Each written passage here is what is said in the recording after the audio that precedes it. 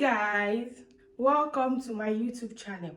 My name is Omobolanle Olaiwola, also known as Queen B. Welcome to the world of Autogele magic, where style meets convenience. So guys, today I'm not happy. I won't lie, I'm not really happy. Are you guys not finding my tutorial helpful? And you guys are not subscribing, you are not liking, you are not commenting. Please now, like and comment. When you like it, the algorithm will reach people that also need it. Help your fellow sis. If there is any style you want me to recreate for you, send it to me on WhatsApp. I will definitely try all my possible best to recreate those styles for you. Please guys, kindly subscribe, like and comment. Let me know that you guys are enjoying my tutorial. Let me know that my tutorial are helpful to you guys, and God bless you as you do that. So today guys, I'll be teaching you guys on how to make this beautiful trendy gele style. If that's something you're interested in, let's go. So I have already made the base. There is a full tutorial on my YouTube channel for the base. I used 21, so after I finished sewing and joining everything, it remained 19 inches. For the strap, I use 8 inches for the strap. Then when I join one inch together, they remain 7 inches. So this is the one to create the pleats. I've already joined it. It's 3 and it's measure 39. I measure 40. So after joining and everything, so this small strap measure 3 by 4 is the loop that I will use to hold the style. It's part of the design of the Autogele. So now I will measure 6 inches out. I'll measure 6 inches out, then I'll fold it in by half an inch, then pin it down from the strap to the center, like 3 inches above the center of the base. So after pinning them down in place, I'll go and sew it in my sewing machine. I will not sew it all through. Take a look at what I was doing here. I was just pinning it down to cover the last sewing of the pleats of the base. So after that, I'll take it to my sewing machine and sew it. So after sewing, I place it on my mannequin's head. We'll start creating our pleat now. And to create your pleat, you use your right hand to hold that place that you did not sew down. Then the left hand will be bringing out you'll be using it to smoothing out the pleat. So you use your index finger to be pushing the gele up, then you use your left hand side to be bringing out the pleat. So follow each other step by step. Your pleat must be on top of each other, not at the back, on top of each other. On top, and don't take big pleats. Like I always said, don't take big pleats. Let your pleats be medium. This gele is 3 layers gele, so you can still make it to be a bit bigger and moderate. But if you want it to be bigger than this, you can use 4 layers, you can use 5, depending on how big you want your gele is. But this one is just the moderate size, which is 3 layers. The joining is 3. So you create your pleats this way. After creating your pleat, you use your hand to smoothen it out. And when you are creating your pleat, don't rush. Just take your time and make sure no pleats hide under. Bring out all your pleats. Use one hand to hold it down. The second one to be bringing out all the pleats. Then after that, I will take my right hand to the back or to the neck of the mannequin and use my left hand to be smoothing it out. The right hand will be holding it at the neck of the mannequin. So after smoothing out all the pleats, I'll bring out all the pieces and no pleats will be hiding. I'll take my needle and thread and tack it in place just to hold it at the back of the mannequin's neck. This tacking is just to hold it. We are still going to retack it.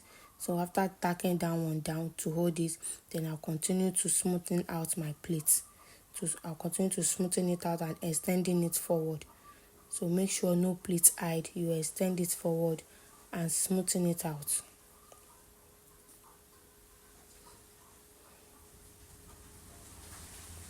The video is already self-explanatory, but I just like to talk to talk you through the method of how I did it in case there is anything you do not understand, so you get it from my talking. So for this style, after we've pleat everything in place, we will now start dragging up our pleats. you start dragging up our pleat, but make sure you set your pleat first. Set it as much as you can. There is no rushing while you are making autogele. So now we start dragging up our pleat. You drag it up. The more you drag it up, the more it will create ruffle.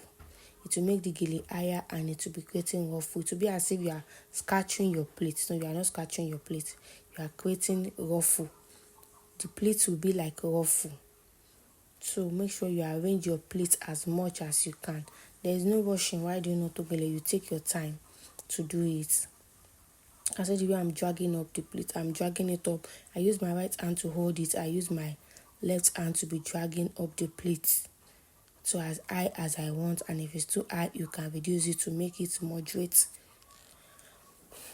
So after dragging it up, I'm going to layer the plate back to the side. I will layer it down, and I will use that small strap that I showed you the other time. I've already sew it and turn it inside out. I will use it to hold that place in. This is it. So I will now use it to hold that place like this. So I told you that it was part of the design, the part of the style rather. So after using that, then I will use my needle and thread to tack it down so that it will hold it in place.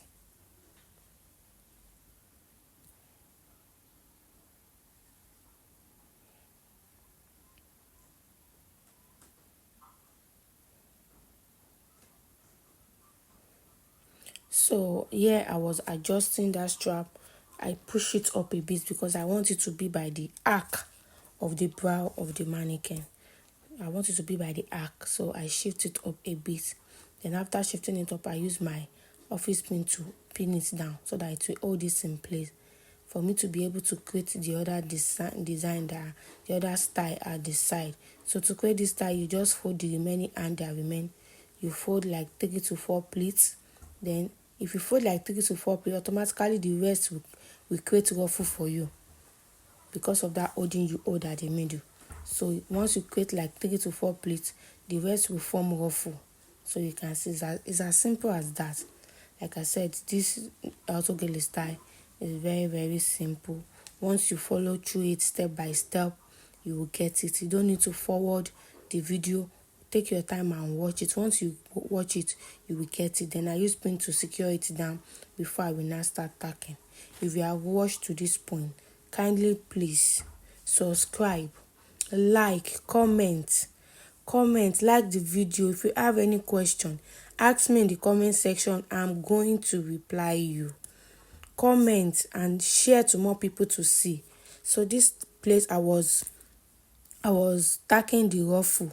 You can see the way I was doing my hand while tacking this ruffle.